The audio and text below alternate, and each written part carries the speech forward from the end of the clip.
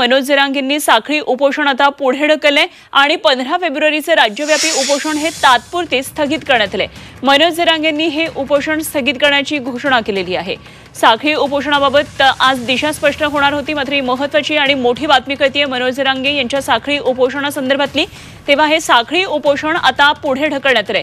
15 फेब्रुवारीपासून म्हणजे उद्यापासून हे राज्यव्यापी उपोषण सुरू होणार होतं, मात्र आता ते तात्पुरते स्थगित करण्यात आलेलं आहे आणि मनोज जरांगेंनी उपोषण स्थगितीची ही घोषणा केली आहे।